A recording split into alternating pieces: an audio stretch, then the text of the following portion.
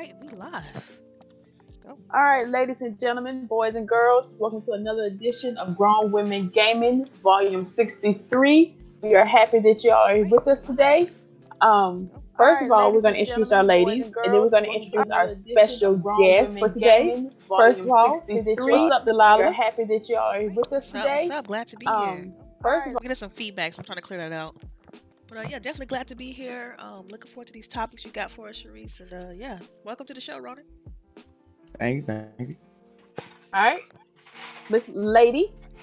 Oh, good morning, y'all. This is me, Lady Infamous 415, Grown Woman Gaming, and good morning, everyone. And LBOOGIE. Morning, everyone. I hope everyone's having a beautiful Saturday morning. It's rainy here in Southern California, and yeah, I'm ready to meet Mr. Ronin. Yes, and our special guest for today is Mr. RoninOnTheStickz from Twitch. He's a father. He's also a vet. If people didn't realize that, he was in service for a while, so we thank you for that. I followed him way back in the 360 days, and he switched over to PlayStation. Broke my heart for a little bit, but it's okay. It's okay. We still had love for him, and we still watched him and supported him. Now I believe he's affiliated on Twitch now. He has a stream schedule up. He's always on Twitter interacting with his fans. He's into comic books. He's into movies. He's all over the place. And honestly, when I need a good laugh, I go to his profile, and it's usually something stupid up there, but it gets me laughing, and I greatly appreciate it. So Roman, welcome to the show. Thank you for having me, guys. I really appreciate it. Yeah, it's awesome. I didn't know too much about you, so it was interesting to get to know someone else that's also a vet and a gamer. Yes, ma'am. Oh, and he has a daughter who he does game with occasionally. Okay.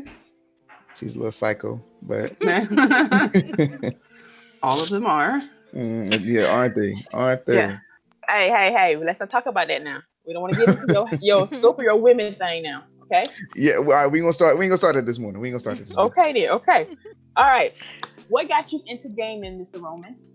I actually started gaming when younger, like super young. I'm an 80s baby, so my very first console was like the original NES with the Super Mario and the Duck Hunt, like on the same cartridge, and it just grew from there. I went from there to Genesis, to of course to the PlayStation, to the N64, PS2. I've had almost every major gaming console. The one gaming console I've never owned was the original Xbox. I had never owned the original Xbox at any point. Interesting. Missing out. Yeah, everybody used to tell me about Jade Empire. Dude, there's a lot of great games on the OG Xbox. I mean, the list is pretty hefty as far as they had a lot of exclusives and things like that wasn't anywhere else. Like you couldn't get them on PC, nothing like that. And those are some fantastic games. So you're not like a Halo fan or anything like that, because that's kind of where that jumped off. Right. Okay. I got it. Let's go. So not necessarily that I'm not a Halo fan. I've just never, I guess, I don't want to say I've never had the chance to play Halo, but it's just never kind of come up. You know what I'm saying? Yeah. Like I said, I missed the original Xbox, which is where I know a lot of people fell in love with Halo.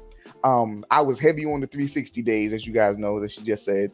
I was heavy on the 360 days, but I don't know, like I just didn't play Halo. I played Dead Rising was one of the main reasons I picked up the 360. Gears of War, big Gears of War fan.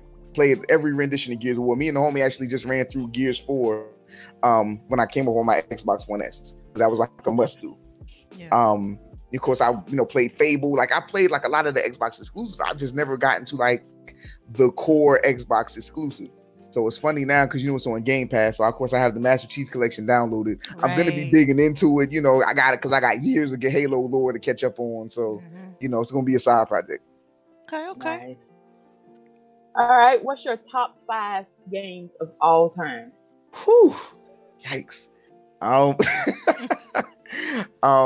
Just off the top of my head, Metal Gear Solid 3 Snake Eater is one of my all-time favorite games. Like the gameplay, the story, like the plot. That's one of the very few games I've ever played. Like the ending made me tear up a little bit because it was just done perfectly. Metal Gear Solid 3. I just recently finished Nier Automata. Highly recommend it if you haven't played it. It's also another game with incredible mechanics, incredible story. Geesh. 3 more. Legend of Zelda: Ocarina of Time is one of those that like always stands out to me.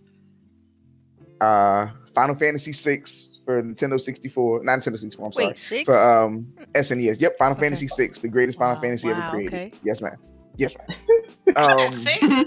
So sure. He's so sure. Okay. I'm just making sure he said 6. Okay. Yeah. Oh yes. Yes. Absolutely. After 5, but before 7. 6.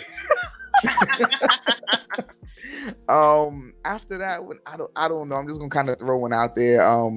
Street Fighter Alpha 3 is one of my favorite fighting games, so I'll throw that out as my 5th. All right. Okay. I can't really agree with the Metal Gear Solid because I fell asleep every time I tried to play that game. So hey, I'm not a fan. You sleeping on Metal Gear Solid though, Charisse? Yeah. Only the original ones. Like I remember the one on playing it on like PlayStation 1. Was it PlayStation 2? Oh, I don't know. There was right? one on. Which one was the one that was like super expensive? That was the 2, right? I know like $600 the PlayStation. Oh, it was like a classic kind of like console deal. No. When it came out, it was like $600, and everyone was like going ape about the price. I don't remember the price. The Neo Geo and stuff like that. Console, the actual PlayStation console. Oh, I don't remember PlayStation. the price. I don't remember that. It was. I remember the double US dollars. PlayStation 3. Oh yeah. Oh yeah. Okay, so it was 3 then. Yeah. I'm talking about the double disc Metal Gear Solid Classic. It's the first game, and then it says insert disc 2. Right. Oh yeah. Well, you can get some of that double disc nostalgia on the PlayStation 4 with Red Dead. That's true. Oh, dang, I forgot about that. Why you had to bring that up? I'm just saying. I'm sorry. I'll stop. I'm all digital now thanks to Delilah, so I forgot what discs are. Yeah, one game on his list threw me off though was the Nier Automata because that game recently came out. So for it to hit your top 5, like yes. I played it, really I've enjoyed it. It's a great RPG and stuff like that, but it's definitely not in my top 5. So I want to ask you like real quick, what is it about that game that makes it, have to be in your list? Like the soundtrack is one of the main things that kind of sticks out because like you recognize like games themes sometimes before you recognize like other like songs depending on how kind of deep in the game you are. Like even right now, like my phone ringtone is like the Super Mario theme, like the do do do do do, and like and it's crazy because I'll just be out in public and anybody in any walk of life will look and say that's the Mario theme, like so it just kind of it's like it's cultural now. But Nier's soundtrack really kind of stuck out to me. I never played the first Nier. I didn't even know that they were like sequels. I didn't know about the first Nier until after or during I was playing Nier Automata. But I don't know, like the story just like sucked me in. Like I streamed it and I was just like in awe like the entire time, like the characters, like the and then it's like a really big plot reveal game. So once the plot got revealed, I was like, wow, like that's crazy. And I don't know, like I got like sucked into it. What game is good when after you finish it, like you go straight on to like Google and start looking up like ending explanations and lore and stuff like that. Yeah. And another game that I didn't get to mention in like top 5, BioShock Infinite left the mark on me when I finished it. Okay. Yes, I agree. Yeah, I love that game. I played that game. I played all the BioShocks. That Infinite, it was great. It was a good game. It was a good closing to that series. Woo! Yeah. Well, for Nier Automata, look about Nier Automata because, like, I'm sorry, I'm stuck on this because what did it for me with Nier Automata? Because I love that game as well. Like, don't get it twisted. I just want to kind of flush it a little bit, but for me, the way that the gameplay switches sometimes, like sometimes you feel like you're playing a shooter fighter game, and then other times you feel like you're playing an action game, and then sometimes it's core RPG. Like it just keeps switching gameplay mechanics, and I don't see any game doing that. I don't see any game twisting and turning and changing, and it's really great the way they did that. So Definitely pick it up. I would recommend it as well. Highly recommend it. And it just it became on Xbox not too long ago. The Become As Gods edition, because before it was a PlayStation exclusive, I think, wasn't it? Yeah, that's correct. Yeah. So yeah, I highly recommend it to anybody who hasn't played it yet. Hopefully, at least Xbox they put it on One Game Pass too. Just saying. Look, honestly, I would consider picking it up. I would consider it, and I say I would, but I would consider it. Yeah. All right. All right. So everybody, that is Roman and his top 5. We're going to go into our topics today and get this show on the road. First of all, I don't know if anybody has heard or read, but Nordic kind of had a PR mistake this week, and we're going to talk about the PR aspects of it, not into what was actually said, but I'm just going to give you some details.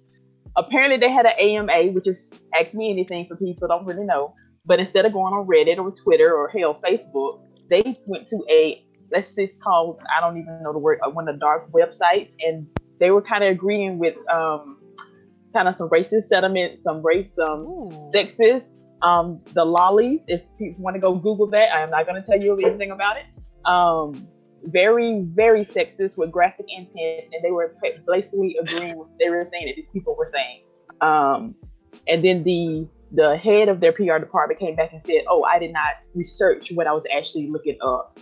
I didn't take the time to do my due diligence and to see what website we were actually doing this AMA on." Well, now he's going to see how that bites him in the ass. Basically. So I was like, we're going to get your opinion on that. Will this even bite him on that? Do you think companies will stop working with them, or will they get a little backlash from this? Because a lot of people were pissed when this came out. They were screenshotting the answers and everything that they were replying to, but none of the actual publishers said anything. They were kind of quiet about it. Well, that's the PR name of the game. Everybody just stay quiet, let the dust settle, and we'll resume, operations as normal. Right. Mm-hmm. Or you wait till it's completely forgotten about, then you release a statement later. Right. Like a pivot. Mm-hmm. But man, this is a sticky one, because you know at some point, you got to look at the person behind the responses, not so much Nordic as the company, but the person behind the Ask Me Anything, and see, is it a personal thing with them? Is it something they like? Because them going on this site, I mean, it's that whole thing of saying I represent me, and everything I see on Twitter is not representative of the company that I work for. So I don't know. It's a sticky situation all around. The people who were answering on the site were the PR person, or the main 2 people in the PR department. I can't remember his name, but they were the ones actually answering the questions. Oh wow. Yeah, so this is not a good look for any of them. It's just somebody did not really follow through at all on this, and I feel kind of bad for them. No, I don't. I take that back, because nobody did their homework. Google won't even pull up this website that they're talking about. So seriously, how did you even find it? It's like a dark web kind of thing, right? Yeah, I don't even know what the dark web is. If it ain't if I can't find it on Google, I ain't going there. So, you know what? You absolutely right. I do not mess with that dark web, girl. I know people be like, "Hey, man, you want to go get this Xbox Live Go for $2?" I'm like, "Yo, man, I don't even want it. Where you gonna get it from? Dark web? I don't even want it, man." Nope, that's okay. Right. So my thing is, now that you say that, it's how did they even hear about this? How did they, as far as the site itself? Right. How did they even? Somebody must visit this site. Right. How did this site just come up? Mm-hmm. It's why not use Reddit? From Ask Me Anything. Or why not use Twitter? That's what they usually use. I don't know why they went to this other place. Yeah, something's deeper there. I agree with everyone else. The thing about me is if you're gonna do something like this, why don't you do your homework or brainstorm on what questions to ask, not to ask? You know what I mean? Right. They just don't care, and this is, y'all gotta, if y'all in a company, right, talking about multi-million dollars, talking about making video games. I mean, I'm not saying that everybody should be squeaky clean working in this business, but you just gotta understand that everybody got dirt. Everybody who really don't got a life will look for your dirt. You know what I mean? Mm-hmm. And this is just a sad event that could have been prevented if they did their homework. If they,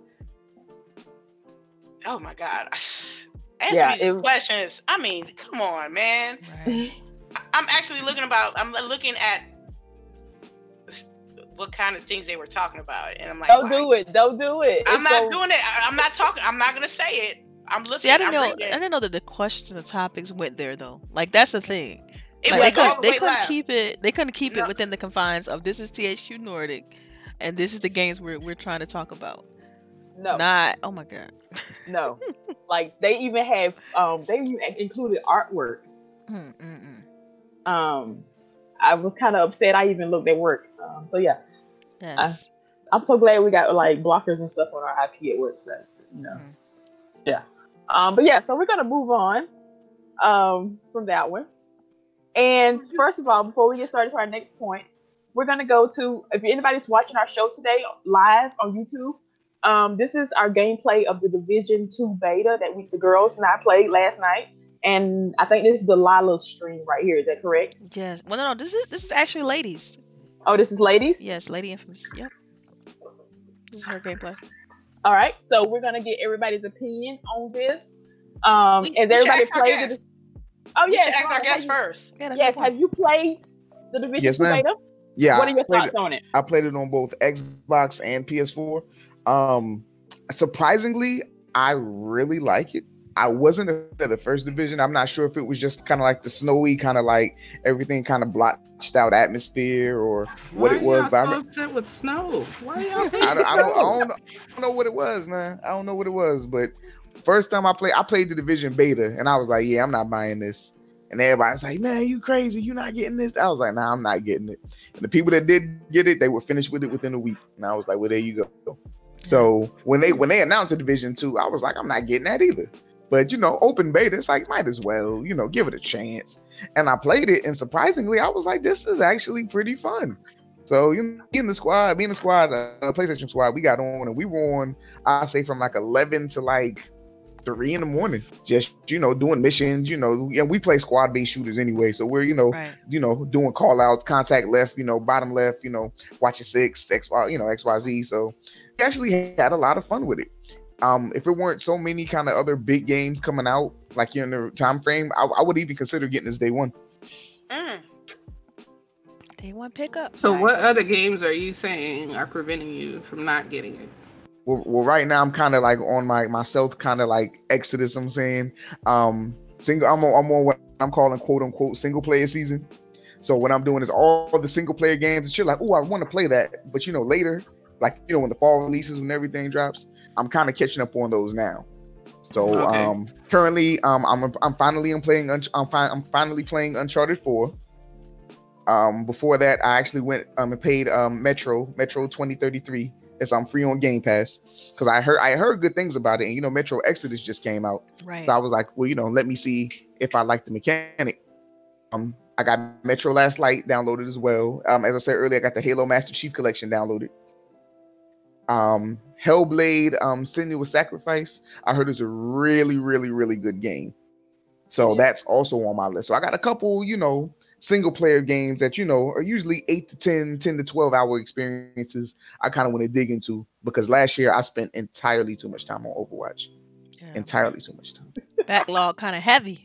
Man. So, you know, I'm cleaning up. And then Sekiro drops March 22nd. Oh my God, that's right. Oh my God. So that's right around the corner. So you know, I got a pretty hefty, you know, single player thing to get through. If it wasn't for that, you know what I'm saying? It sounds like I got shooters on the Division already. You know, people that are like, oh, if you get it, you know, we'll pick it up. So it's like, I'm gonna hold off for right now, wait for the price to drop, clean up on my backlog, and then you know, kind of dig back into it. All right, ladies, what y'all got?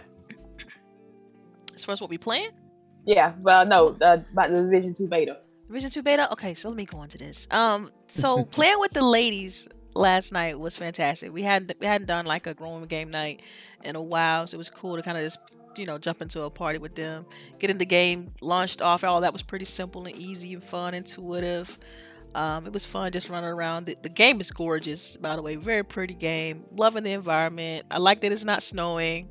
or too much snow, because everything was like so bright on the screen. Whatever. It's a nice little color palette. It's a pretty colorful color palette, so I'm enjoying that. But the only problem that I kept running into with this game has been the sound.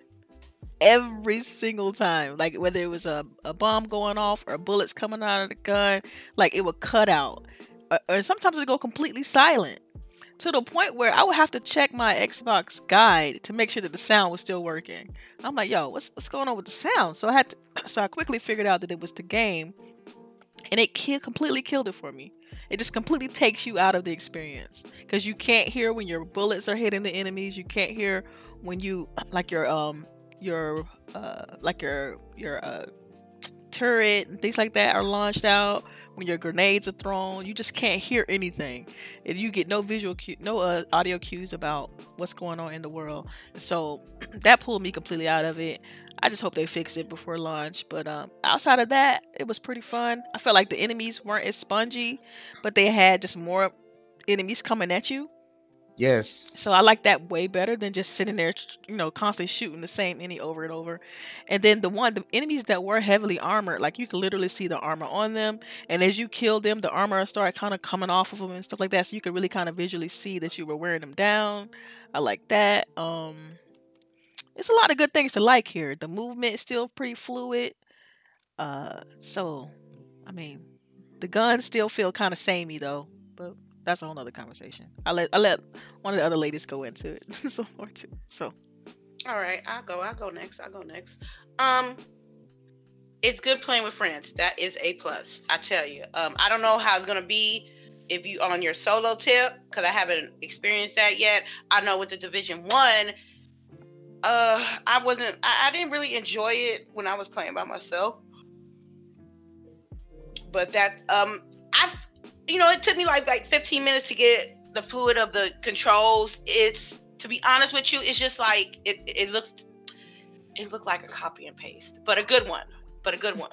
I'm just saying, it's basically the same things, that you gotta do. You gotta rescue. So we did rescue missions. Yep. Yes, last night. Yeah.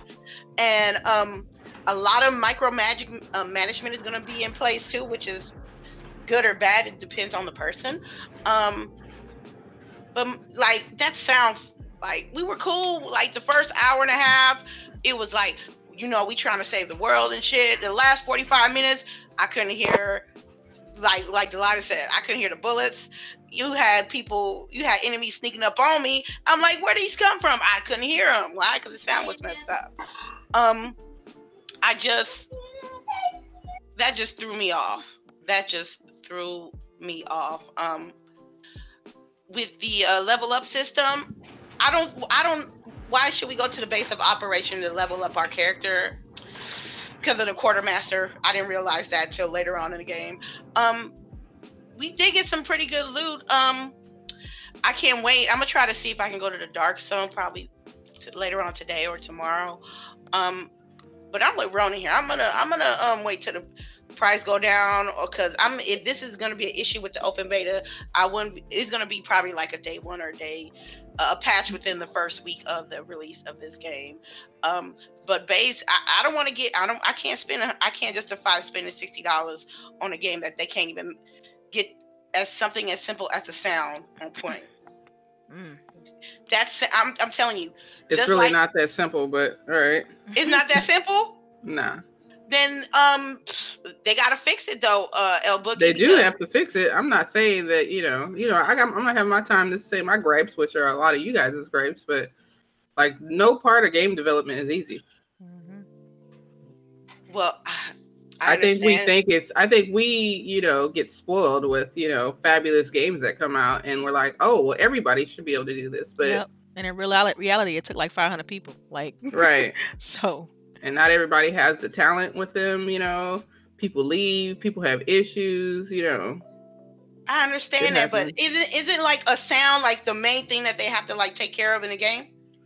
To defend Lady on this, I mean, I've rarely played a game where we had sound issues, and so far we've played 2 of them in Anthem and in this game, and it's crazy because this issue as far as the audio not even playing when you play working when you're playing the game. Right. Hasn't ever happened. So, but like we said last night, it could be an issue of like whatever system they used to use to do their audio is no longer usable. So now everyone's trying to learn a new system. That's true. And, you know, I'm not saying that it's excusable. I'm just saying that sometimes I think we are a little hard on devs. Oh, yeah. You know, well, with good reason. I mean, just a little. But at the same time, we don't need to be hard. But you know, I'm just right. saying. At the same time, we should demand quality. Like we and also because we're putting our time, effort, and money into this. But I get it. Totally agree. You know me. I know how hard development is. I know how much effort it takes and things like that. And that's all I'm saying. I'm just trying to be that voice because I know that we can all dogpile on this, but at the same time, it's not. You know, we do recognize that game development is difficult and there are sometimes extenuating circumstances, but the test is going to be, are they going to fix it? Right. Oh, yeah. I mean, the sound is like a minor issue. There's games that came out that had they sound on point and they was trash. Right. Right. Exactly. I'm like, man, this game trash, but they sound is on point. That was my only thing. I think I had no problems with the enemies. Actually, the enemies are actually more strategic. In the open beta than it was on the Division. They kept flanking, throwing grenades. I'm like, yo, these jokers are aggressive. It was awesome. Like they knew you would have to reload and they will run up on you. And they will jump you. They will heal. You will try to heal up and they will come around a corner and get you. I'm telling you. Or they take their little meth product. Right. Y'all know that's what they was. That's what they look like. But yeah, I'm kind of with the ladies on this. So even though I'm going to get Division day one buy for me. Right. The sound is an issue. Like not just like they talk about gunfire and everything went out, but even the spoken voices went away. It was dead silence. Like if we were not in a party, it'd have been like nothing would have been going on. You couldn't even hear the story that was telling. So we probably need to replay those missions. Probably. That way we know exactly what the hell was going on. And I don't know if you had closed captions on CHAREECE, but I couldn't. Even my closed captions weren't working. Like nothing was working. That went away too. But other than that, everything else was solid with this title, with this beta. And I played the private beta, and I could even see slightly changes that they made. So they are trying to improve it. I don't know what the hell is going on with the sound, but everything else they've done better with it. So again, this is a day one buy for me. I will be waiting for Lady when she picks it up. I'm picking it on the 21st. I will carry you through this whole game, girl. I got you. Because I think I looked the other day. I looked last night, and I think I had like 11 days in the game, which is less than what I have in Destiny. Apparently, I have 20 days in that game. Wow. Worth of hours, but I remember being on the Division like tough, like that was my game, and I guess I need to be looter shooter LBOOGIE because I swear that's all we getting right now. Yeah, that's my genre right there. Like I love that, but I do want them to fix that issue. But because I love the first game, I'm already all in on the second. So yeah, I already got my Ultimate Edition bought. I'm excited that they're gonna have free DLC. And yeah, I think that, you know, we got to make sure that we just voice that also in like their forums, you know what I mean? So that they have the opportunity to fix this, because this is just a vertical slice and it could be just an issue with this vertical slice and not with the whole game. But we do have to bring it to their attention. Like Delilah said, you know, we do expect it to be fixed. It better be. I mean, especially when you're dropping out your pre-ordering and stuff, because I'm picking it up too. I mean, like I said, I really enjoyed what I played. I think what did it for me was after coming from playing Anthem, it's a great change of pace. And I feel like it's gonna be enough of a change of pace to warrant like two separate different audiences, and it's gonna still have a lot of attachment to this game as well. So I'm excited. The movement is totally different, right? You know, it's perfect. It's a faster pace. It's more like soldier type, you know. Yep. Right. Yeah, because we were calling out on people left and right. Yeah. Now, like I said last night, I do wish that everyone would integrate this ping system, y'all. Like everybody needs to integrate the ping system into their games, because it just helps any of those type of shooter games. Like, it's such a revelation to play Apex and have that system in place. And then when you go to every other game, you're trying to do the same things that you're able to do in Apex. Like, I wanted to be able to press RB and let you guys know that this is the direction that these people are coming in. Because in the Division, we don't even have that east-west, slider at the top to tell us, to be able to, call out. Right. So it's a little difficult. I know you can spot. I think it's with the right. If you click the right stick in, I think the left stick is for switching shoulders, but on the right stick you can kind of spot, like in Battlefield. So I think it pops up everybody. I'm not 100% sure. But like, if you spot an enemy, it'll be like like a little kind of arrow will pop up over their head. Right. So, I'm gonna have to try that. That's nice. Well, yeah, we have to try that. Because that would have been real helpful. Right, because we are like, over there. They coming from over there. They behind you. Turn around. It's crazy. Yeah. By the corner store. Right. You stupid. But I'm definitely getting the game. It's not going to stop me from not buying this game. Yeah. That was just like my issue. That, like Delilah said, it's the sound. I hope it gets fixed by the time I get it on the 21st. Yeah. All right. This is moving on from the Division. This is just an update. A couple of weeks ago, I think maybe last month, we talked about Skybound and their game. Overbounds, The Walking Dead. I can't remember which company, but now they have officially cut off support for this game. So there's not going to be a console version. There is a PC version, but apparently it's not all the way like it's supposed to be. And I want to say it was either LBOOGIE or DELILAH that basically predicted this. It was in our last. I think it was in our last one, either the last show or the show before last. We just kind of talked about it, and I don't know who said it, but it was just along the lines of agreement that they're gonna stop. This is it. This game is not. That's it. I think it was Boogie though. That was just like, this game isn't. It's over. This game is not doing anything. It's not coming out. It's not doing So yeah, I just want to give everybody an update on that. That was all. Well, the thing with that, I just want to say something. What they messed up on is that they hopped on the Walking Dead train too late. Yeah, this was like within a year or less than that before the actual deconstruction of Scalebound. I mean, not Scalebound. I'm sorry. The producers that actually do the game. What is the Telltale? There it is. Yeah. Before they got discombobulated. She said discombobulated. I know that's an old one. But they jumped on it too late because Michonne, they did like mobile games of The Walking Dead. They did the Michonne. They did the 400 Days, and they was just quite successful. I think the 400 Days was more successful than the Michonne side piece. But they jumped on it too late, and they just messed up on it. Yeah, the overkill's The Walking Dead. I mean, it suffered from just being another shooter. Like you said, it was too late to jump on the Walking Dead game, and it didn't really bring anything new to the table than just being a zombie shooter. And I mean, right now, the way people are looking at these games, it's like zombies is kind of slowly becoming played out.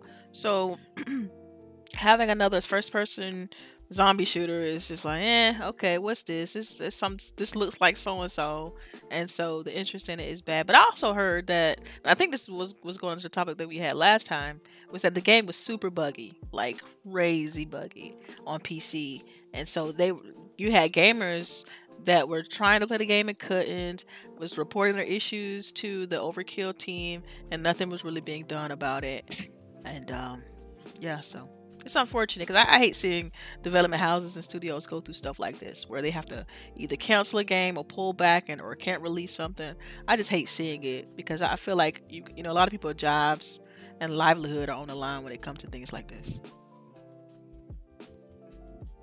Yeah, I agree because I think I heard the same thing, that it was just like virtually unplayable, and because I think it really could have been a good game.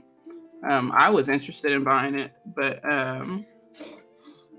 you can't come out and the game is so broke that you can't play it. Like, people deal with a lot of stuff. Even though we complain, we do deal with a lot of stuff.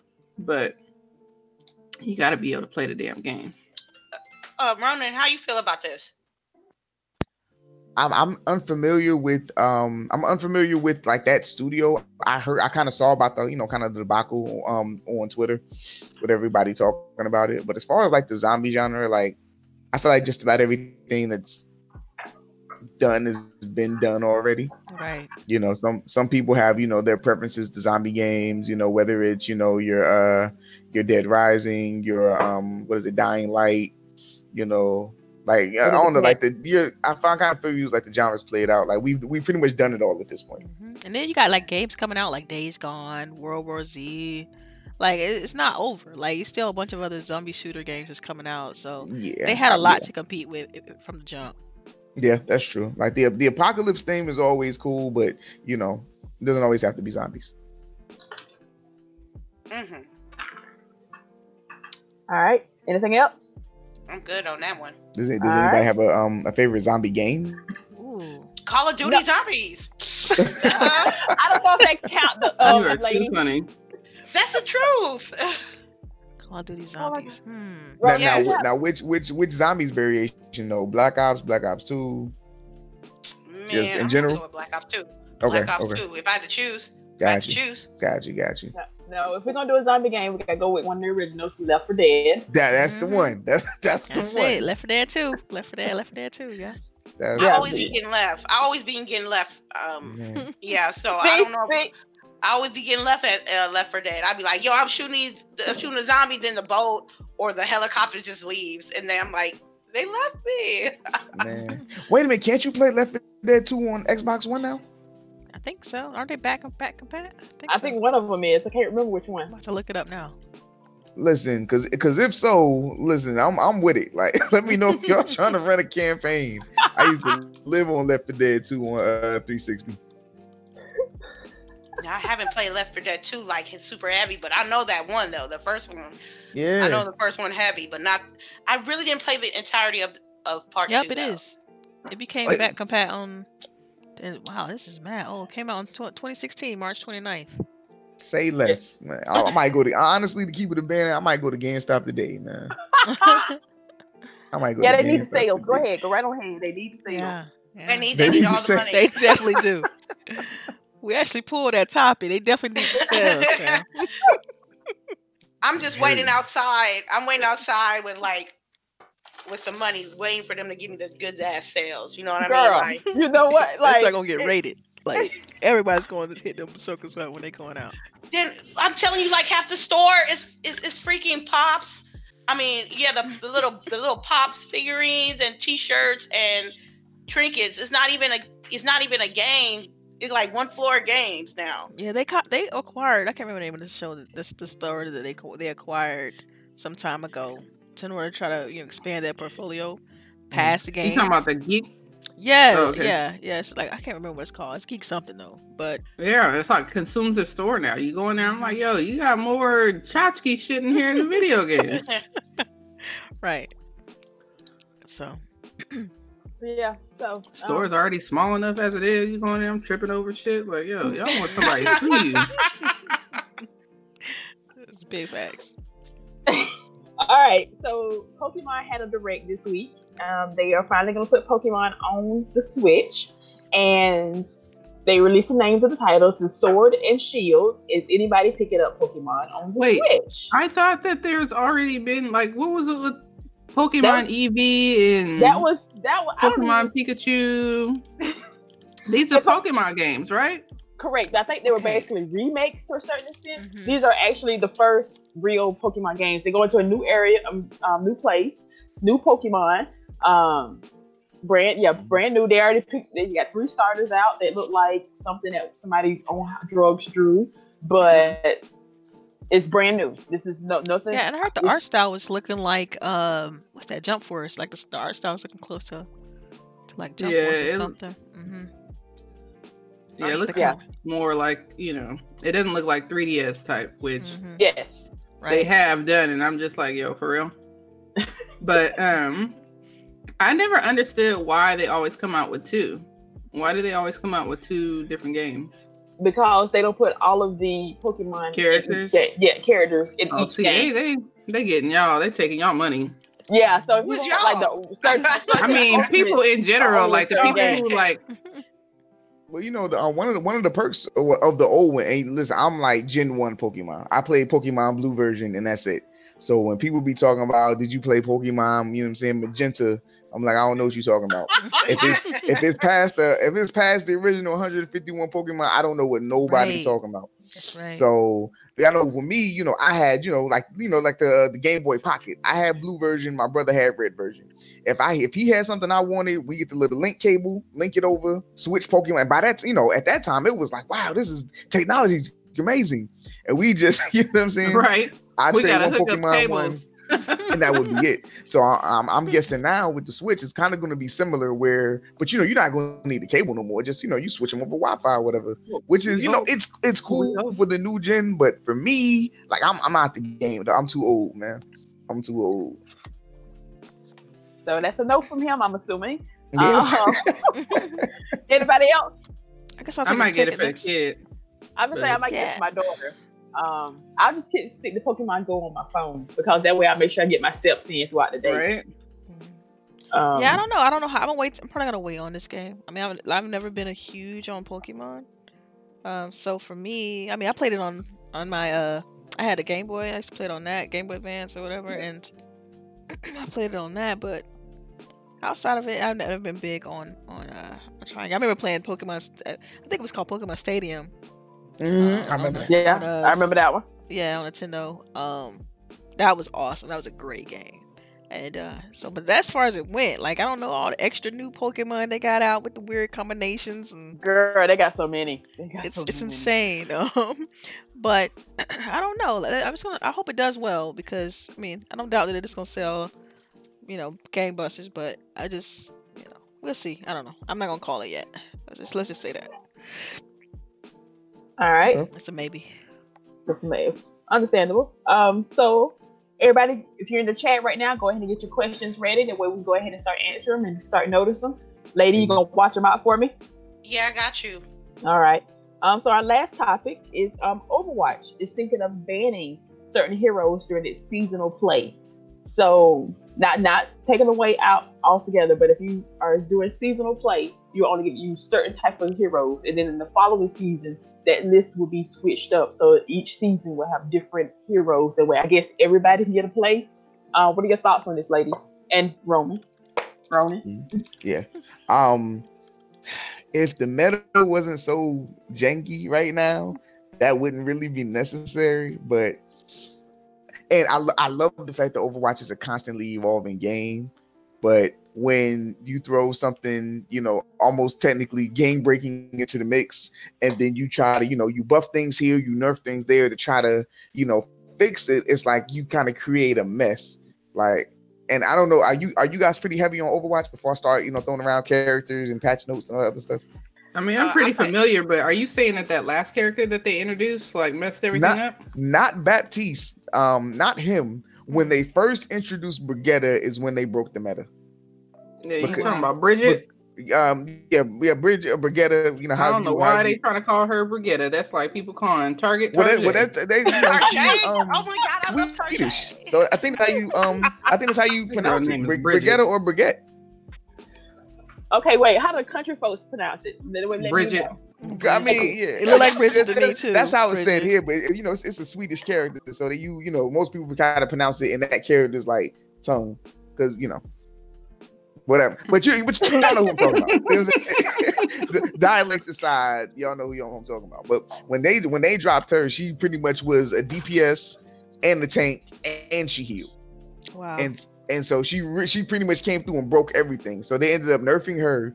They ended up, boosting tanks, and there's a lot of stuff that just happened, and it kind of got like all out of control, to be completely honest with you. So I can understand where they're going with we're gonna start banning heroes XYZ, but like I said, if the meta wasn't messed up to begin with, you wouldn't need to. Yeah, that's gonna be interesting because it does seem like it's like a cheap, easy way to like hold everybody down for a little while, Because it's like, okay, well, we can't like fix everything right now without essentially taking the game off or, building the new game. So we'll just like remove people for the time being. I don't know. And it's only from comp, right? I'm not sure if it's only from comp. It probably is, though. It makes sense. I mean, I gave up on comp a long time ago. Like, people be in there acting so stupid. Oh my god, it's not even funny. Like, comp is it's frustrating because like your score is at the mercy of randoms. Right. Whether they want to play right or not, and then all of a sudden, no, one of your players has left. And if you leave, you'll receive a penalty too. Like, so fuck me, right? Like, I'm just jammed. That's cool. Go ahead, lady. I don't play rank solo at all on Overwatch, so I play a lot of casual when I'm by myself. I don't think they should be banning players at all. If you want to nerf them, that's fine. Do you what you gotta do? Characters. Yeah, banning characters. That's what I mean. Adjust the characters as you see fit. But if Rainbow Six Siege can have a gang of characters, why not Overwatch? Yeah, but I think it's different because Rainbow Six, like the character balancing and the character types and things like that is a little bit different, like drastically different. So I mean, I don't know. As far as I've seen companies do this before because Killer Instinct does it. They rotate their character out, and so if you don't own the game, since it's free to play, you could just play with the character that's in rotation right now. And so with them banning characters, is that a permanent ban, or are they just temporarily saying you can't play with this character for this week because we're rotating this XYZ? That's what it is. Yes, it's kind of like Killer Instinct does for this season. Okay, well, look, to me that's not too bad. What that does is it encourages people to try a certain character, get people out of their comfort zone of I'm gonna play with so and so every time. And so these developers, they put all this effort into creating a character, and then they look at their statistics and notice that nobody's playing this new character we put in the game. And so when they start doing character rotation, it encourages gamers to be like, okay, let me try this, so on and so forth. So I think that's what it stemmed from. I wouldn't read too deep into it. My question would be, how would they pick which character to ban for that season or whatever? Because it would have to be random, but after a while, OP. Whichever character at the time is like Diva. They gonna ban Diva first. That's game my girl. breaking. That's my girl. Nah, Bridget is for real OP though.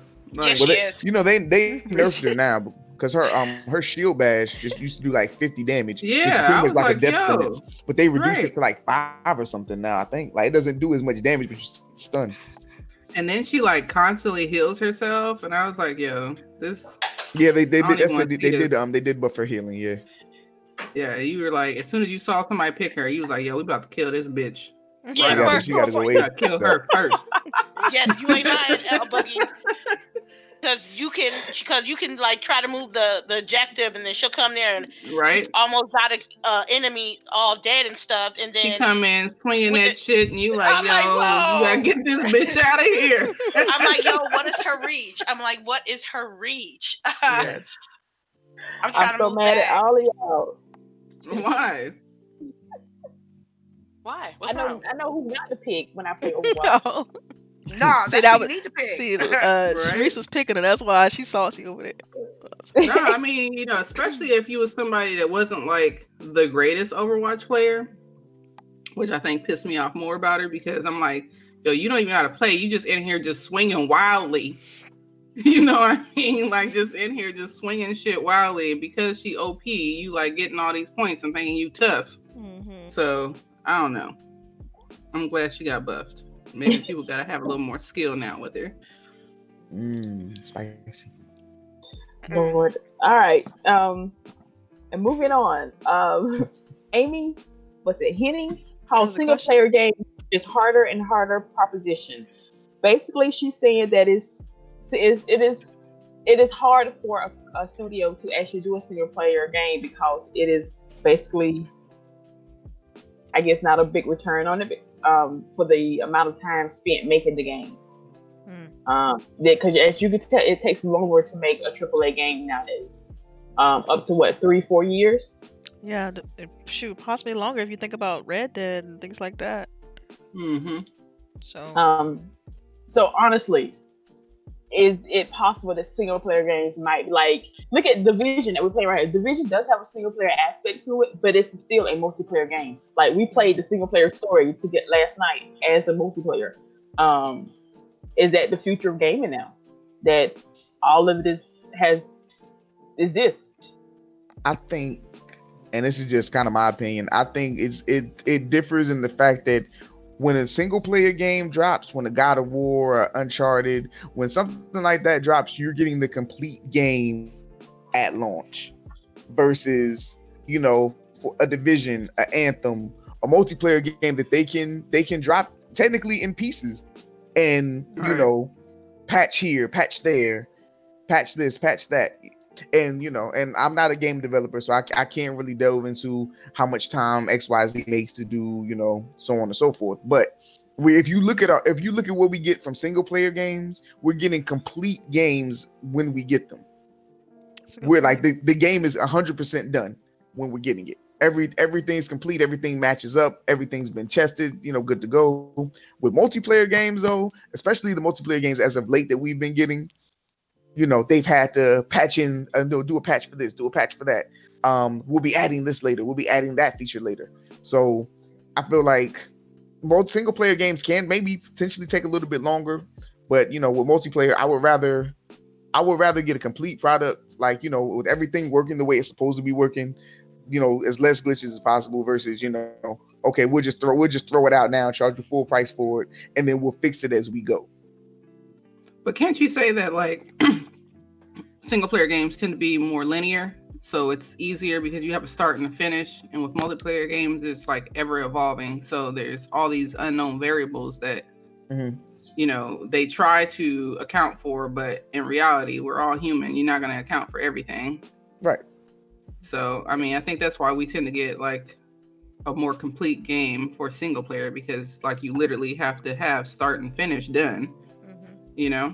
Yeah, and then the development team can focus. Like they don't have to focus on, oh, let's get this multiplayer component perfect. What about voice chat? What about you know, there's so many other variables when they come to multiplayer games. So I understand her logic. Like, because if you read the article, she's not saying that single player is dead. She's just saying that it's becoming a harder and harder proposition because of the fact of cost versus value of return. Now, if you think about it, like look at these games that recently dropped, these single player games. You had games like God of War, Detroit Become Human, Uncharted. Like it's like who's playing these games right now? Everybody's playing the multiplayer games. Typically, those games last you a week. You're done. You hang them up, and it's over. There's really no return on investment after the game is complete. Whereas with a multiplayer game, you can say, okay, we releasing DLC, we release so on and so forth, or you can adopt the model that Tomb Raider has, the Shadow of the Tomb Raider, where you release a single player game and then you have a pipeline of how you're gonna release content month to month to keep the game interesting. And I think games are gonna go more that route. Single player only games are gonna go that route, where they're gonna have some sort of episodic content that releases after the game. Otherwise, they're not going to be able to survive. Yeah. And I don't want single player games to go anywhere because I love single player experiences. But the fact remains that multiplayer games like Division, Destiny, Anthem, they have a longer playability. They have a longer shelf life, you know? Yeah. Because they are able to add in, you know, more fortresses later or more, you know, raids later and stuff like that, you know, to keep people coming back. Kind of offhand question, but I guess on topic as well. When you guys finish with a single player game, how likely are you to go back and play it again? Whether it be for collectibles or harder difficulties. Yo, it sounds like she had a graph out or something. I'm telling you, back in the days, I used to play Call of Duty, Modern Warfare, like all the Call of Duties, the single player on normal, and then veteran, and then hardened, and that was it. Now, as I'm older, I ain't got time for that, really. I just recently finished Red Dead Redemption. I'm not going to go back and play that. You know, Rockstar games are, you know, I don't know anybody that's played through GTA. I don't know, like, to play through any of the GTAs twice, honestly. So I did play through GTA the last one, GTA 4 or 5 twice because it was on the 360 and then it was on the Xbox One. Oh wow! So I did play through that one twice. The story. Did you pick the same ending on those 2 times? No, I did different. Okay. But I didn't like. I think on the 360 I got like almost 100% completion, but the second run it was just like playing it over and then doing like online stuff or like the multiplayer stuff. But yeah, I don't know. But that's because I have like a love for that game. And then I played through Assassin's Creed Black Flag twice again because it was on 360 and then it came on the One. It was in that time frame. And that game, that's probably like one of my all-time favorite games, just because it was Black Flag. Yes, Black Flag is a good one. Black Flag. And Black Flag, the one in the Caribbean. Yeah. Yes, that's the good one. I fell in love with Assassin's Creed. That's the game that made me fall in love with Assassin's Creed. All the other ones, I was just like, I hear you. I hear y'all. Like I hear y'all, but like that one was just like spoke to me. But that's because like I'm a dork and I like pirates and whatnot. So hey, it's a good game, and the ship aspect of it was nice also. Yeah, that was fun. So like I can't wait for that ship game that they're supposed to be coming out with. It looks like a port. It does.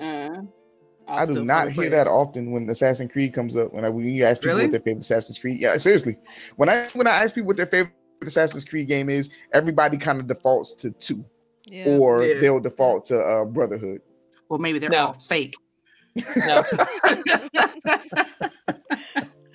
Nah, I'm just playing. But like, I don't know. Like I said, everybody used to try to get me to play the others, and I was just like, I don't really like it. I played like a little bit of it, and I'll be like, this ain't for me. But with Black Flag, I don't know if because it was Caribbean and it spoke to me as a Black woman, but I really enjoyed it. The pirate janties, I used to find myself humming them at work. I was like, I'm really sucked in because that was like one of my main games. It was almost one of my launch games for PS4. Like because Black Flag dropped like a couple months after the PS4 came out, but I used to like live on Black Flag. And that was like the first game I actually did like 100% completion. Like you did like all like the legendary ships and stuff. Right. I did that too. Yeah, like so I don't know, but it was something about that game, and then I was like super disappointed with the next 2 titles at Assassin's Creed. I was like, "Yo, but you don't like Origins or No. The next 2 titles after Unity and Rogue. Unity, okay. I was about to say Origins is my favorite one. Yeah, no, I did like Origins. I didn't play this last one. What was it called? What was it? Odyssey, because I'm like, yo, this is the same fucking game. Like it is. it is. Like I literally was just in this spot. I did go into this same area in the last game. Why do I now have to definitely pay had a Battlefield $60 more moment with that for this expansion pack? Don't do Battlefield 5, please. I mean, it's the same. It's the same. It's the same. That's why I didn't buy it. I love Battlefield 1. Like I played so much of that one. Like even us, all the ladies, like we would play it all the time. Like GWG Fridays, like we would be on Battlefield playing every day. I missed that. Right. I had to scrape up a crew for Battlefield 1 for PlayStation because I'm a Battlefield head. So Yeah, I love Battlefield better than Duty. Like absolutely same. Right. But this last one, I'm just like, yo, you are selling me a shit pie. You telling me it's a chocolate pie, but this is shit pie because this is the same shit you just sold me. So for me, I feel like you are insulting me as a gamer. Like seriously, like you're trying to sell me the same game. I don't appreciate it. Yep, that's how I look at Odyssey. That's why I loved Origins, and Odyssey is just. I love the atmosphere of Origins too, with the pyramids. Oh my god, it was so good, so good. Yeah. And then this Odyssey, you don't have any shields. Like, what is that? What is that? You fight with people with shields in that, mind you, but you don't get one. You can't hold one. Are you kidding me? That junk ruined it for me. I thought Odyssey was the. Wait, you broke up. What you say? You don't get the shield? No. Yeah, you can't use shields in Odyssey. Trash, pure trash. Honestly, Origins is the start of the Assassin's Creed, but Odyssey is like, it's not even an Assassin's Creed game. I honestly truly wish Ubisoft would just go ahead and make the RPG they want to and just call it a day. They're playing with the formula, which I understand things need to change, make it fresh, revamp it a little bit. But that was not an Assassin's Creed game. People swear for it is, but it's not. To me, Origins is the perfect Assassin's Creed game. It is. It has a nice blend. It's not too much RPGs, not too much action. It's just, that game's fantastic. I loved Origins. I've never beaten an Assassin's Creed. This lets you know I don't even care for Assassin's Creed like that. And so I played Origins and it changed it for me. Like I wanted to learn about every character, what happened with Ezio, and who is this? Like I wanted to know everything after playing that game. Like it changed it for me. So when I was trying to play Odyssey and they had completely just ripped the things out that I liked, I was disappointed. I'm like, what is this? I can't play this. Like everybody like, oh, Odyssey's the best one. Like, nah, fam. No, it's because you didn't play Origins. Right. No, it's not. Yeah, let's not even touch that one. I still have not finished it, y'all. I'm so disappointed in myself. What should I be? What, Odyssey? Yeah, Odyssey's too big. That game's gigantic. Yeah, didn't we just talk about how big it was yesterday? Somebody in my chat was like, yo, why you don't play Odyssey? I'm like, 75 hours though. 75 hours is why didn't I start The Witcher? Because I didn't want to devote, 2 years of my life to that game. Odyssey has 3 different storylines, multiple endings. Yeah, see? I just watch a movie on YouTube. Now this is hilarious because we're just talking about why games not giving us enough, and then we got a game giving us too much. Like, all right, you're giving it too much, yo. We gotta find a good balance between the two. That's right. Yeah, you gotta have enough time to actually, I don't know, do stuff with your life. Like, I know I ain't got no life, but damn, come on, Odyssey. You just telling me I don't have no life. Like you're not supposed to be letting everybody know my business now. Thank you. But yeah, that's crazy. Back to Ronin's original question. You talking about who replays single player games? Again, I have no life. I have played multiple. Oh my god! Here we go. Delilah. Don't even say it. Don't even say it. RPGs are my thing, and I will play a RPG dozens of times. Mass Effect 2, I've played at least 4. Dragon Age Origins, I have played every character, every sex, and every all of them multiple times. And if you got different romances, I have to romance everybody in the game. Gotcha. So I will play. I wish we could romance people in Anthem. I'm sorry. Oh my god, yes. Fuck Owen, but yes, Owen. Really? That's what we do. Yes, because I feel like people already kind of on that tip, right? Like, so when I talk to people, I'm like, yo, you flirting. So how come I can't flirt back? I'm telling you, it's those facial expressions, man. They nailed that, John. Like, you can see their emotion. Like, oh, what's up, man? What's up? Like, and Faye is the best character. I'm sorry, I went on a tangent, but Faye is Faye. Yeah. Her face like awesome. Her little hand mannerisms. Like, right. Yes, they nailed her. We gotta listening to radio programs together. Like, Faye, yes, girl. Yeah, so relatable. Like her gestures and stuff, super relatable. Yeah. So, hold on. Let me see what we got going on here. Kind of more questions on there? There was a tidbit about the Oscars, right? Oh yeah. Yeah, did everybody watch the Oscars last weekend? No, I just saw the award list. Yeah. Oh, that's good. That's good because we don't worry about them other bits. Black Panther and Spider-Man Into the Spider-Verse won Oscars. Spider-Man won for Best Animated Film. Black Panther won for Best Costume Design. And what was the other one? Crap. Brain fart. Something else. But they won 2. Spider-Man won 1. But regardless, they are both Oscar-winning films. How crunk are we? That's awesome. I'm gonna go first. I want to get this out. So the Spider-Verse, that was my movie of 2018, and it was crazy. That movie dropped at the end of 2018. That movie killed everything that whole year, and last year had some fantastic movies. But yes, much deserved the Spider-Verse. Black Panther, I think it was a great movie. I've watched it so many times now to where I'm numb to what happens in it. And some things about it I pick out that I don't really care for. So I'm at that point. But more power to them. The costume design was kind of dope. They did a good job following the comics on certain things. So yeah, man, happy for them. Cool. Okay, Spider-Man. That Spider-Man. I'm sorry. I agree with Delilah. That they deserve that. They deserve that. It just hit all the good feels. Black Panther. I think. Okay, I'm not hating that they got costume design. Okay, I feel that they should have got some like screenwriter, direction.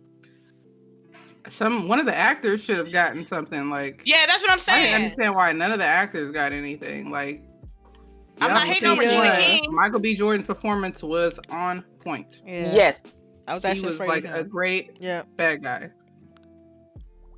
But you know, it is. I'm happy they won. I'm happy. And then like it's just like annoying because like it's always some like whenever they like give black people stuff, I swear it's always some slave movie or like they never lied. Stuff like that. Like I'm like, okay, all right, you know, like we know the Green Book. Like people were like, Green Book wasn't even that good. Like even Green Book was like, Green Book wasn't that good. Like what's going on? Hey, what's funny about that? They never showed the Green Book in the movie. Right, and then like nobody even talked about it. Like even when they did the whole awards, they didn't talk about like explain to people what the Green Book was. Like because I doubt hardly anyone has seen that or even know what the Green Book is about. Like what the actual symbolism of the Green Book is. Like I don't know. Yeah, but I am happy that the costume designer won and stuff like that because those costumes was on point. Like. So I just watched the Spider-Verse last night with my daughter. Boogie has been trying to get me to watch it all year long. Yes, because it was so good. It was awesome. Like we was up there yelling at the screen. I'm up there like dancing to the music in my head. So I went and downloaded the soundtrack. That movie deserved every award it gets. I don't care what it is. Best sound editing. I don't care. It gets it. I was so happy when Black Panther won. Mind you, I don't think it was Best Picture worthy, so I wasn't upset about that part. But Michael B. Jordan should have gotten something for like supporting actor or whatever, because the boy killed that role. So we are still crunk about this. We're gonna be crunk for a little while until. Ronin, are you crunk? I am. Let's do it. Yeah. What was that? You don't get too soon. That was that. I'm about to fall asleep in the party. Like. Like man, y'all going too long. What time is? Oh no, I'm trust me. I'm all in for any kind of gaming conversation. I'm over here making sure my puppy doesn't chew nothing up. So I'm like, I'm listening. I'm like nodding my head, but I'm like watching him with the other eye. Like, what are you doing? Our next tidbit. This is more for me and Lady. There are rumors that Call of Duty Modern Warfare 2 is about to be remastered and released. So are we buying this again? No. Lady? No, I told you that yesterday. Man, who they trying to pimp? How much is it? What's it gonna cost? Probably $30. $60. If it says $60, of course not. No, man. Look, No. I'm sorry. Let me say this real quick. If I want to play Modern Warfare 2, I can play right now on my Xbox. Because when you get those remasters, they still gonna have them shitty ass lobbies. I'm good, fam. Nah. It's back on that, isn't it? Yeah, yes, it is. I definitely wouldn't be playing Modern Warfare 2 for multiplayer because I hope they change nothing about Modern Warfare 2 multiplayer. By the way, I wanted to stay as terrible as it was, and it is broken because Modern Warfare 2 multiplayer, as broken as it was, it made it. It just set the tone. Like people running around with the dual 1887s, or just running around with like what was it, Sleight of Hand Pro and lightweight. And people just running around just knifing, like one shot. One man army, yes. Yes, it was comedy. I would drop 30 on it to redo the campaign and to go back to. You broke up. Sorry. So I would go back to do the multiplayer. Not multiplayer. I'm sorry. I go back to do the campaign remastered, and I go back for Spec Ops for the co-op mode. Yeah. That would be fun. That would be fun to redo, like with updated graphics and everything. Because I feel like that's one mode that like really shined in Call of Duty, but like we don't have it anymore. Like the Spec Ops mode was awesome. I agree. What about you, Charisse? You gonna get it? Honestly, I'm thinking about it. If it's like, what if it's a total remaster though? What if it's like awesome. Updated graphics, just everything, just brand spanking new, but still the same story. I wish you can see my face now, CHAREECE. Okay, I'm trying to figure out to justify the purchase. That's what I'm saying. The Modern Warfare 1 remastered was $60. I didn't get it. I didn't get it either. You know what I'm saying? But I enjoyed 2 more than I enjoyed 1, so I might actually contemplate it. Why you just won't you just get Modern Warfare 2 physical at GameStop for like $2 and then download it on Xbox? I don't know. On your X. I could do that, but I'm lazy. Oh man, I'm trying to help you out. I'm trying to save you $60. Yeah, you think it's gonna be $60? I don't think it's gonna be $60. They'd be stupid to re-release that game. Wasn't Modern Warfare Remastered was $60? No, Modern Warfare Remastered was like $40. That's still too much. I agree. That is up there. I agree with that. 20 max. At least it's 30. They're gonna be 40 or better. If you talking about a remaster, they're talking about 40 or better on this game. And Modern Warfare 2 is popular. I wouldn't be surprised if it was $50. I just feel like they're milking money at this point. They're trying to milk. They are. That's the one really got people doing. Yeah, they are. And people like me gonna fall for it. Don't fall for it. Don't for the bonus. Mm-hmm. All right. All they gotta do for CHAREECE is put in some bonuses, and she's like, "I'm buying it. I've got it. Got it." Or if it got romantic interests in the game, she'll buy it. Oh, hey! I did have a few in there. Not even gonna lie. We got any questions in the chat? Okay, that's my turn. I'm gonna start with the first. Talk about the Star Wars thing though. Oh, we got time. That's right. Hold on. Okay, I see it now. Hold on. Fallout New Vegas writer working on this. Hey, Star Wars game. Yeah. Mm-hmm. I like the New Vegas. New Vegas was a good one. A lot of people didn't enjoy it, but I enjoyed New Vegas. So I wouldn't mind seeing what they working on this. New Vegas was arguably the best Fallout. Right. Arguably. That's all I'm gonna say. I agree. I completely agree with you, man. Fallout till I ball out New Vegas. I'm very excited for this because one of the best things about Wasteland 2, if you don't know, it's like a turn-based post-apocalyptic world that was like the quote-unquote the basis for the Fallout universe. They had good stories in that. I haven't played it, but I sure did like watch a lot of people play this game. But with Fallout New Vegas, I was gonna say Fallout New Vegas 2. Oh my god, Fallout New Vegas is life. I mean, the gameplay, like the graphics wasn't that shitty. It wasn't the bestest, and the color palette was like brown and red. It was true. And gray, cool tones, whatever you want to call it. But the writing in Fallout New Vegas was damn near perfect. Like, I don't know what happened between New Vegas and Fallout 4 with their decision making. The different development team. Go ahead. Yeah, that's what they use. The decision making made me so mad. Right. That's the only reason I didn't replay through it. Like, because you can go through the main story on New Vegas and dip off to the left and do some other stuff. And it's just the writing was perfect for New Vegas. So I'm kind of lightweight juiced. Yeah, and this will be finally a Star Wars game that's not like Battlefront. Yeah. And it's going to be Star Wars Jedi Fallen Order. It's supposed to release this holiday. And they said we're supposed to get some type of... They thought that, I guess, we weren't going to see anything until E3. But it looks like they're going to have some type of teaser trailer at the Star Wars Celebration in Chicago in mid-April. So I'm pretty excited. Y'all know I love Star Wars. You should do a live stream of it. It's probably going to be like a 2-minute tidbit. Like, it's probably not going to be...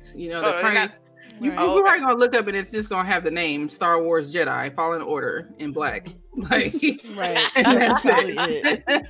She gonna geek out on Twitter with some music. But yeah, I will be watching though. So yeah. I mean, more power to him. This is Chris Avalon. He used to be a writer at Obsidian Games. Mm-hmm. They had like a Fallen Out or whatever. He moved on to do his own thing, and so he's been doing like these different consultings for different development houses. He's also did There's another one. It's a zombie game, Dying Light 2. He's also was helping write that. Remember, he came on stage at E3 and talked about the game. That was him. And so he revealed on Twitter that he was working on the Star Wars and possibly another game that he hasn't mentioned yet. So more power to him. He's a very talented writer, and hopefully this game will pan out. I'm all for it, just to have something different outside of what we've been getting from the whole what was it, Battlefront game. So yeah, exciting stuff. Nice. Okay, all right. Anybody else? No, man, we good. Oh, we good? Okay. Yep, we go to our questions now. You got them? Or yeah, I'm gonna pull them up now. Okay, Jazzy Noob says Bonnie Ross said in an interview recently that they were doing a soft reboot of Halo with Halo Infinite. What would you like to see changed or updated on Halo Infinite? Wait, she said that gonna be crazy. Oh God, don't go there. Don't do that. Don't do that.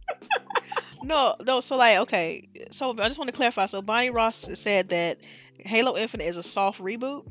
Interesting. Yes. Interesting. They were doing a quote unquote soft reboot of Halo with Halo Infinite. I don't know if people are gonna be happy about that, but right. I mean, at this point, I guess it's kind of warranted, right? They need to do something. I think for so long they try to be, it was Bungie's baby, and 343 probably hasn't really had a chance to like make it their own. So it'll be interesting to see like a full-on reboot and Master Chief from their point of view. Yeah, I mean, it's interesting for me because like I said, I've never played a Halo, so maybe it's like But I feel like anytime you reboot, you lose a little bit of the original. So I know purists are gonna be like, no, still go back and play those, but then check this out. Halo is phenomenal, man. The story is fantastic. Like, it blows my mind. That's a lot of lore. They're just like, it's so good. The writing is great up until the second trilogy. But Halo 4, I think 343. They did a great job with Halo. What was it, 4? They did a fantastic job with Halo 4, and Halo 5 is where they dropped off. They dropped all the way off. A cliff, like complete cliff. So they need to get back to 4, because I thought 4 was a perfect balance between the original story and like the new. So they need to figure out how to rebalance that scale. But then I really don't want them to do a full reboot, because I feel like you can't touch the original. It's like when people try to go back and redo a classic movie. Don't touch it. Don't do that. Like, leave it alone. Like, just keep moving forward. Patch up what you can do with 5, because you got to patch that up in 6. Whatever. Like, patch it up when you do Infinite. Patch up that story because it's pure trash, and figure out how to move forward from that point. Like, I don't desire a reboot in the traditional sense. So, damn, you just shut they shit down, huh? That's okay. I mean, opinion, what I'm saying? I'm just saying. Like, I liked 4. I think they should go back to what they did with 4. I thought they did great with the pacing, the way the character moved. They added the sprint and the charge and stuff like that. It was so great. And so, it's like, now that you nailed that, like, stick with that. And revel in like what you created. That was great.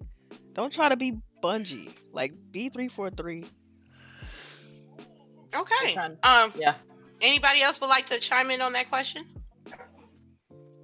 Okay, next question. Jazzy Noob says, people are complaining a lot about the Anthem's environment / story. What do you think it needs right now? I ain't played it really, so I got this. They're not playing the story. They're not. Yeah, they're not. Oh my God, the story is so good too. Like, they must just be playing the main story, the main missions, and not playing any of the side stuff, because like all that fleshes out to be one big story. Yeah. Like, you gotta play all the little side missions, all of Matthias's stuff, all of what's that new girl, Dex. Like, you have to play that stuff. All that is part of the world. Like, all those moving parts make one machine. So you can't just play the main story and think that you're getting the full effect. Like, I'm like, yeah, you have to check your emails, read your emails. Yeah, emails are hilarious. Yes, People don't want to read, CHAREECE. We done talked about this. People don't I know. But you're talking to the reader read here. The codex. Yes, you have to read the codex. Why they can't put audio codex though? That's too many audio files. Oh my god. What's wrong with that? But better yet, since we got all these damn loading screens, pop the codex up. Right, that'd be perfect. That would not be a bad idea. Like, put the codex on the loading screen so at least you can read the story while you loading up. Take it all day. That's true. That's all very those true. Multiple loading screens. I can't wait to play later. Wait, Ronin, have you played Anthem? I have not. I've watched some friends stream it. But oh, it's so good, dude. Like the movement is fantastic. I wanted to pick it up because, as I said, I'm a huge Mass Effect fan. Mass Effect and Dragon Age. So when I saw BioWare, I was like, oh, it's gonna be fine. But then the reviews started coming back bad, and like the people who I did see playing it first couple of days went back to Apex and have been on everything else. So I'm like, well, maybe it wasn't that good. Maybe I should just hold off. But I'm like, well, BioWare's in there. It has to be some kind of story. So, I don't know. I've been hesitant, honestly. I haven't heard anybody talk about the story really until you guys. Be real. Oh, is there? And when it kills it, I know this is a BioWare game. I'm still mad that I cannot romance people, but it has all. Again, I'm serious because I feel like people are trying to romance me already, so I should be able to romance back. Thank you. I will give you a gift. Like, what's the name? Samara, I will bring you a pet that will kill you and like when it grow up. Just like for real. Love me. Oh wow. It's funny. Like that was like the funniest part I think about Mass Effect that I enjoyed was romancing people. That was so damn funny to me. It is. Like this is a BioWare game. It really is. Like you just have to take the time to go talk to people. What's the little dude who's trying to be your friend so bad, but you literally hate his guts? Oh yeah, I know what you're talking about. The one's always trying to gossip. Yes. Yeah, he's trying so hard. Like there's new people are popping up all the time. Like if you go to the bar, I got there's Max who's like the new owner. There's this drunk chick who's just doing a farm. Like there are people there. There's a story here, people, but people just don't want to take the time to actually go find it because it's not hand fed to you. Right. That's true. All right. I respect that. I'm gonna piggyback off that question. Do you guys think that the end game is gonna offer a lot? I saw that Jez Cordian was on Twitter talking about the end game a little bit and said that he was pretty impressed with it. I haven't gotten there yet because I'm still playing through some of the missions and things like that. So what I mean is like once the story is complete, the game's done, and you got nothing but like what's left, right? Do you think that's gonna hold up? Is my question. I hope so. Jinx. Yeah, I hope so. Yeah, I'm waiting for y'all to get on so that I can. Okay, level what? 27 and 29. What's your level? What's your level, Boogie? What's your level? I think I'm 27. Oh wow. And I just finished the main story, and I got Dax's stuff to do. Yeah, I'm level 19 in it right now. Yeah, and I'm level, what's your level? I'm right at 24. 24, 25. Yeah. So I gotta. And mind you, CHAREECE started a week before me. And I know, right? Had been ahead of me the whole time, and then she reading stories, man. She reading all the lore. I'm reading stories too. Like that girl that sells stuff. When you like get to it, and she like sells materials, which this pisses me off. Like, why do you have two shopkeepers in the same area to access the same store?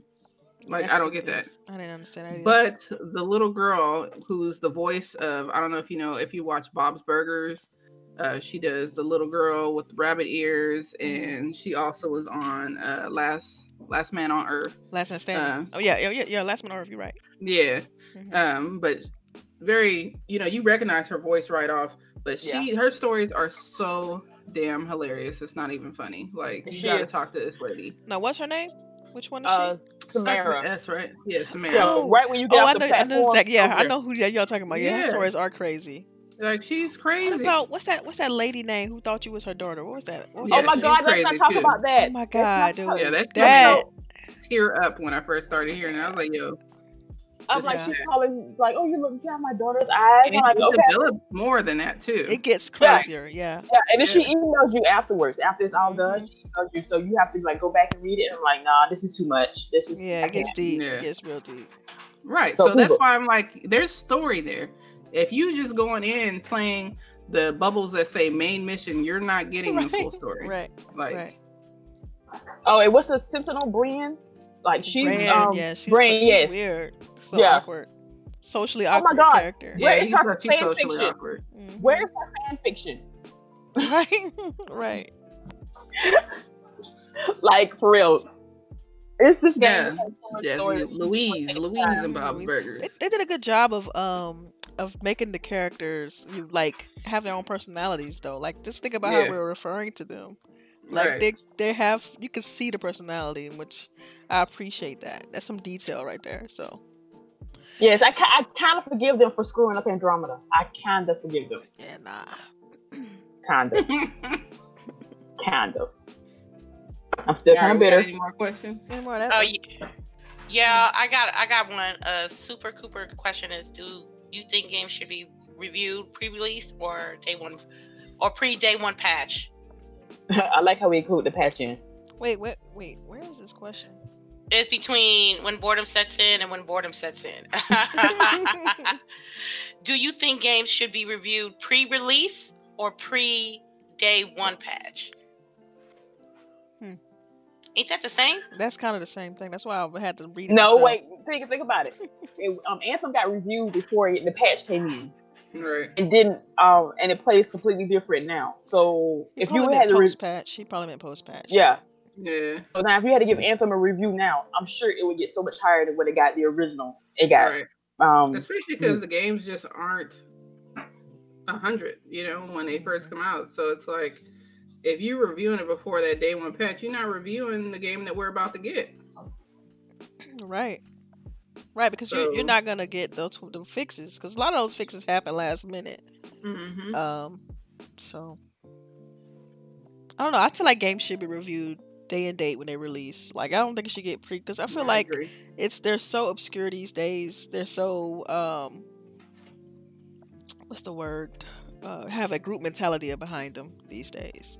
Where mob mentality, however you say that mess. Right. So where like they just trying to go along with the crowd. They want to have the same theme. They want to make sure that everybody in agreement so that, you know, that's how it feels at least. I could be completely off base. And I feel like it just takes one of the big ones, right? To like trash a game and then they're like, oh yeah, well it must be, what did I play? What did I play? It must have been bad. Yeah. And then sometimes, you know, you don't know what they're doing in order to generate clicks to improve, you know, traffic to their site. You don't know what's the influence. And so that's why, I mean, I spoke about this strongly in one of our previous episodes. I feel like reviews should happen day and date with the game's release. Like, just like they do with some movies and stuff like that. Because I think movies only have like a week or a few days, like 3 to 4 days, something like that, for a legit review. Not like, oh, this is the pre-review, in progress review. I'm not talking about in progress review. I'm talking about like legit review.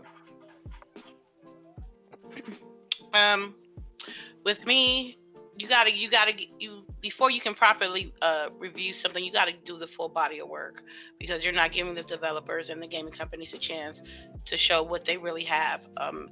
I want them to review. I would like for them to review games as soon as they come out.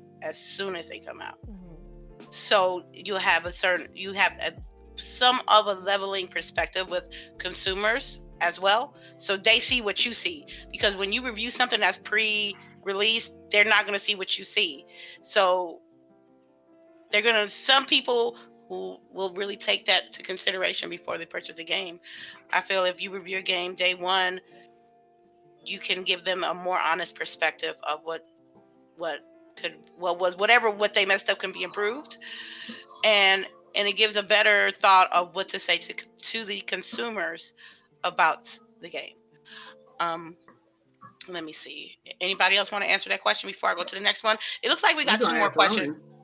Ronin? Oh, the dog might have got him. Yeah. The dog probably got him. Oh no! I was here. I was muting my mic because I was telling him no. But see? But so I'm gonna kind of keep it brief since we do have 2 other questions. I kind of see like both ends of it. I know a lot of people, you know, kind of do like factor in like, you know, their favorite viewer or reviewers prior to making that $60 purchase.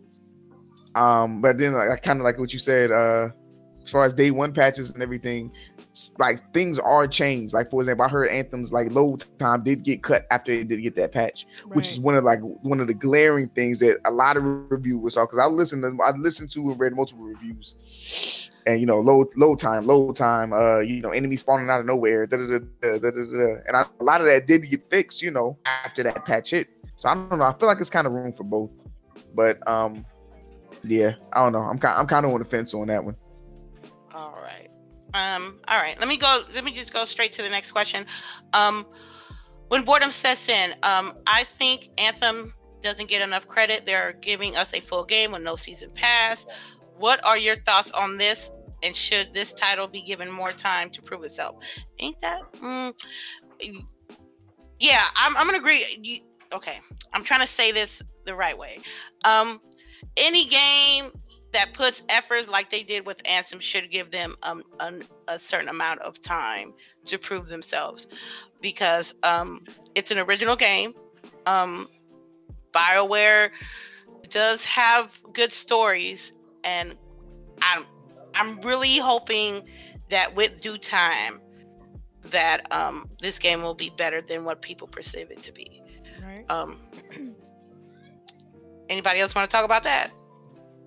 I mean, I feel like it has time. It's not, it's a game that's constantly going to evolve. And even like I said, like the said reviewers that I was telling about, they was like, they see what Anthem is gonna become, and they're like, in a little while it probably will be amazing. But what people were saying was right now, well, at launch, quote unquote, it wasn't worth the 60. So, like I said, I disagree. Right. I mean, honestly, like I said, I'm quoting other reviewers. Yeah. But it's like, the game's definitely gonna grow. Not arguably, Destiny, they would say, a lot of people say Destiny didn't get good until one of the certain DLC drops. Right. They was like, now it's worth picking up. But prior to that, people were like, nah, don't waste your time on it. Wait on it, because it's gonna get better. They're gonna improve. They're gonna be adding things. Then, wait, so Ronin, maybe I missed it. Have you played Anthem? I don't know. I didn't play Anthem. I have not played Anthem yet. I played a little bit of the beta. Cause do you have EA access?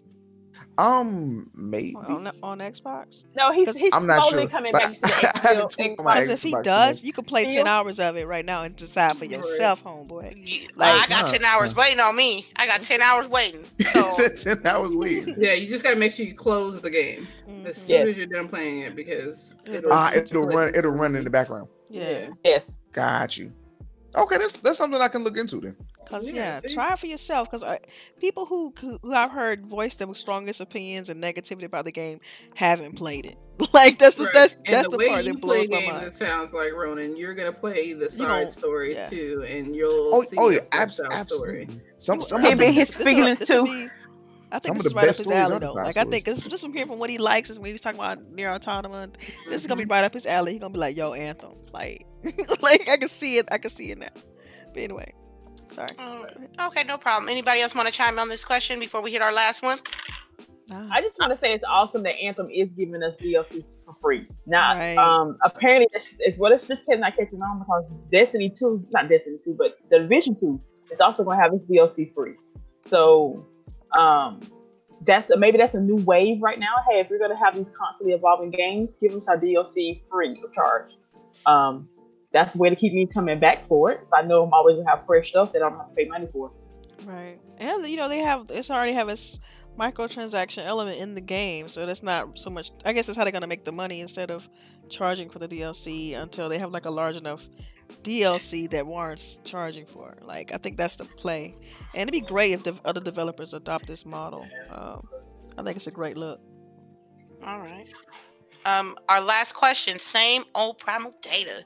Last but not least, what sequel do you hope launches with the next gen? I know Spider-Man 2 and Halo Infinite are coming out, but which one which one you're hoping for?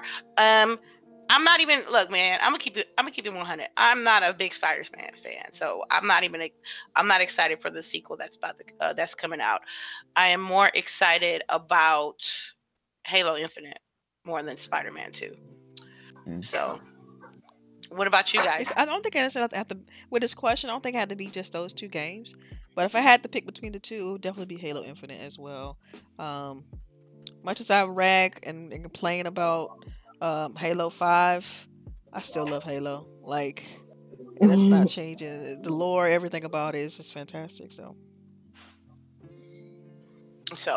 what about anybody else? I have not even. I haven't played Spider-Man yet, and you guys know I never played Halo. yeah. Oh, okay. So you just knew on both sides, so you don't even know what. Yeah. What if no? Let's say that it could be any game. What game are you think? What sequel you looking forward to for next gen? Well, I don't know about next. But like as far as like games coming up in general, like sequels, Last of Us 2 has like my undivided attention. Yeah, that's gonna be next gen. So yeah. Yeah. Well, no. All right. Wait, that was that. Wait, it's not gonna be PS4. I don't know. I'm pretty sure Last of Us 2 is gonna be PS4 because even the first Last of Us dropped kind of like the end of the PS3 life cycle. That's what they're gonna do again. Yeah, they're gonna do that again. Yeah. Because people gonna buy the definitive edition on next gen. Yeah. Yeah. Then you talking about save lock. Yeah, they'll be all right. They'll be all right. Team Osiris. Jazzy. They don't care 2 cents about lock. He ain't gonna even be in the next game. Man, Team Osiris. About making Locke, the main character. They tried. All right. I thought it was a nice change of pace to have a different, like, he was better than the Arbiter anyway. Like, he was still a Spartan, but, Yeah, they tried. I'd like to, they should have used Buck. I think Buck would have been a better placeholder, if you will, for Master Chief. I guess that's all the questions. I ain't got nothing else. Awesome. All right. Ladies and gentlemen, thank y'all again. Let's do our outros real quick. First of all, Mr. Ronin, tell everybody where we can find you and what's going on and where you're going to be playing at this week or whatever. Give everybody your information.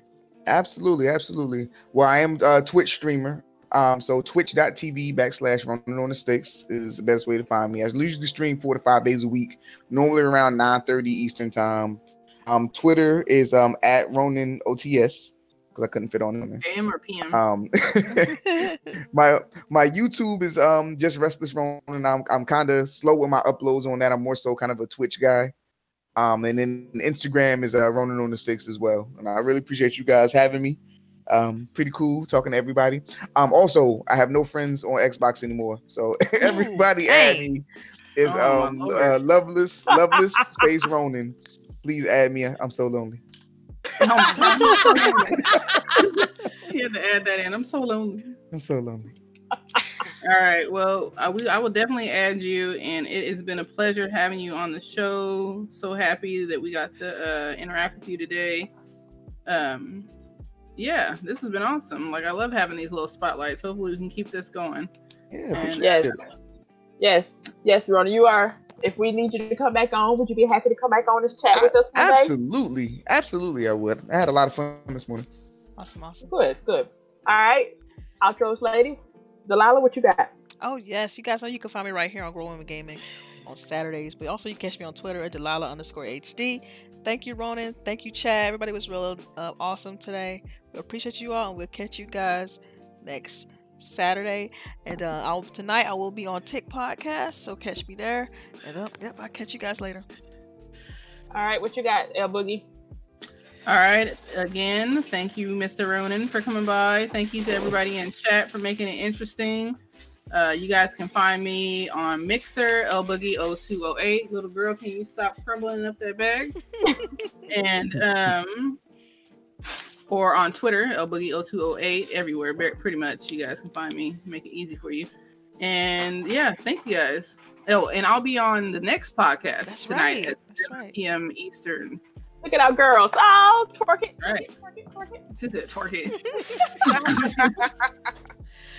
All right, lady, what you got? All right, I just want to say, Ronin, thank you for joining us this morning on our lovely conversation about video games and whatnot. I really appreciate that. I want to thank to everyone in the chat today. We were very interactive with you guys. You guys were interacting with us. We feed off that energy. Thank you. Look, I'm gonna make it real hard for you. Okay, 1, I be on Twitch. 3, 4, maybe 5 days after week. It depends how my schedule is. Lady_infamous 415. We are almost to 1,000 followers. Boom. Then we got Twitter, Lady_infamous 30. We are going to sneak into GDC this year in a couple of weeks. We got some events by Microsoft that we're going to do. Bam. Lady Infamous 415 on YouTube.